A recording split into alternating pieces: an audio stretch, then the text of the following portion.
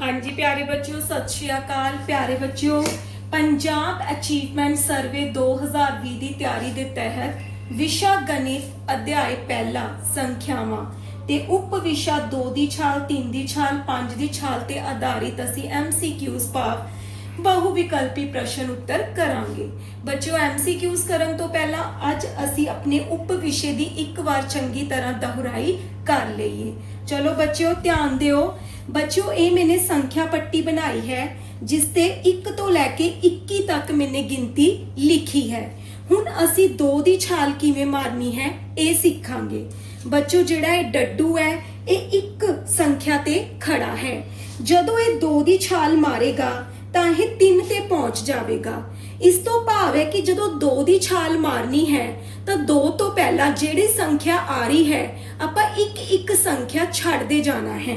ठीक है, पास स्किप करते जाना है। एक संख्या स्किप करके दूजे संख्या ते छाल मारते जाना है। इसनू 2 दी छाल कहते ने अते इसनू 2 दी छाल नू 2 दी अंतराल गिनती भी कहते ने। याद रखनी है ये गल।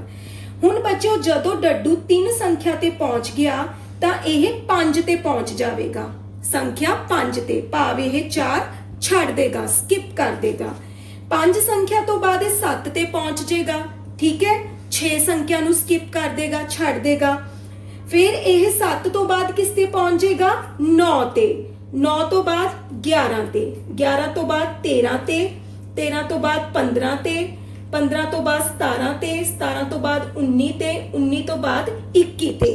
ये बच्चों की है 2 दी छाल जिस दे विच एक संख्या स्किप करते हुए भाव छड्डदे हुए असी दूजी संख्या ते छाल मारनी है।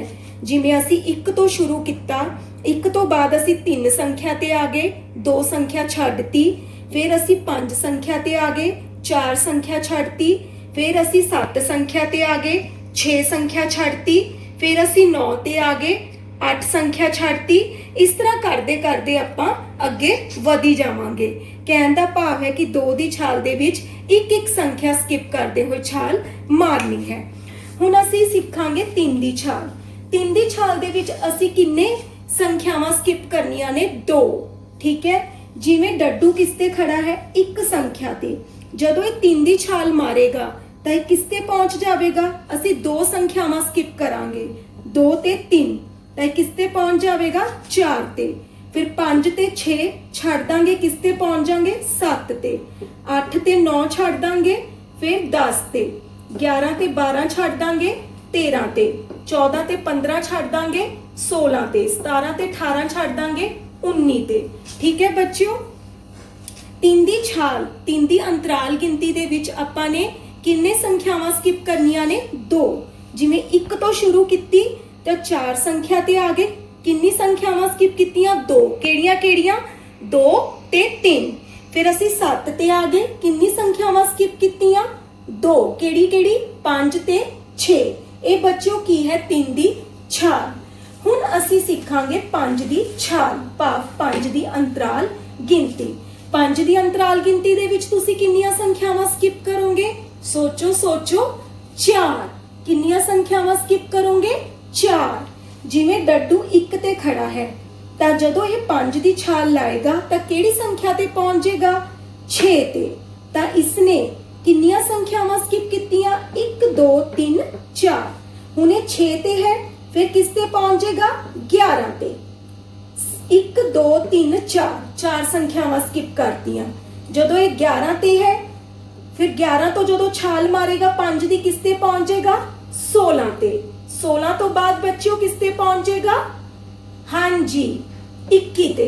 ठीक है, एक ही है 5 दी छाल। 5 दी छाल दे विच किन्ने अंक स्किप करने ने? हाँ जी, 4। 1 तो बाद 6, 6 तो बाद 11, 11 तो बाद 16, 16 तो बाद 21, 21 तो बाद 26। इस तरह ही 31 36 ये सिलसिला चलता जाएगा।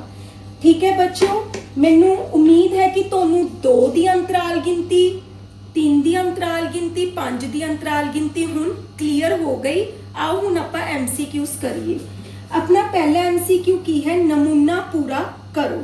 अपने कोल पहला की है 84, फिर की है 86, फिर की है 88, फिर की है 90। हुण आपां इत्थे भरना है, खाली थावां 'च की आएगा बच्चों। देखो ये केड़ी छाल है, 2 दी छाल, क्योंकि आपां ने किन्ने अंक स्किप कीते ने, विचों किन्नियां संख्यावां स्किप कीतियां ने, 1।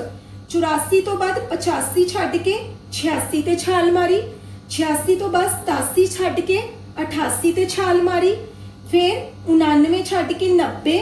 हुण आपां 91 छड्ड के किस ते छाल मारांगे, 92 ते। फिर 92 तो बाद 93 छड्ड के किस ते छाल मारांगे, 94 ते। तो देखो बच्चों 92 ते 94 केड़ी ऑप्शन दे विच है, सस्सा ऑप्शन दे विच। तो सस्से ते असीं टिक दी निशानी लगा देवांगे, सही दी निशानी। हुण साडा दूसरा बच्चों प्रश्न है, खाली खानियां विच केड़ियां संख्यावां आउणगियां।